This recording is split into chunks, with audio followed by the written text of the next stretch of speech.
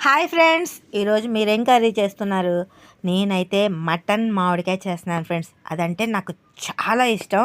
అది కూడా ఇంకా సీజన్ కూడా లాస్ట్కి వచ్చేసాం కదా, ఫైనల్గా తిందాం అని చెప్పి తినాలనిపించి తెచ్చుకున్నాను. ఇంకా కాయ అయితే లోపల కట్ చేసినప్పుడు ఎల్లోగా ఉంది, పండిపోయిందని భయపడ్డాను కానీ లేదు ఫ్రెండ్స్, చాలా పుల్లగా ఉంది. కర్రీ కూడా చాలా చాలా బాగా వచ్చింది. నాకు పెళ్ళి కాకముందు మా మా అమ్మ అంటే మామిడికాయ పప్పు, మామిడికాయ పచ్చడి, పులిహోర ఇలాంటివి తప్ప అసలు వేరే కాన్సెప్టే తెలియదు మామిడికాయని ఇలా కూడా యూజ్ చేస్తారని. కానీ నాకు పెళ్ళై బందర్ వచ్చిన తర్వాత మా అత్తగారి దగ్గరే నేర్చుకున్నాను ఫ్రెండ్స్. ఈ క్రెడిట్స్ మొత్తం మా అత్తగారివే. మామిడికాయ మటను, ఇంకా చేపల్లో వేయడం, ఇంకా చింత చిగురు లాంటివి కూడా మటన్లో అలా వేయడం, ఇవన్నీ చూసి స్టార్టింగ్లో నాన్ వెజ్‌లో ఇవన్నీ ఏస్తన్నారేంటి అనుకునేదాన్ని.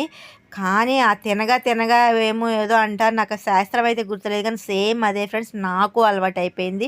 మరి మీ అత్తగారింట్లో మీరేమి నేర్చుకున్నారు?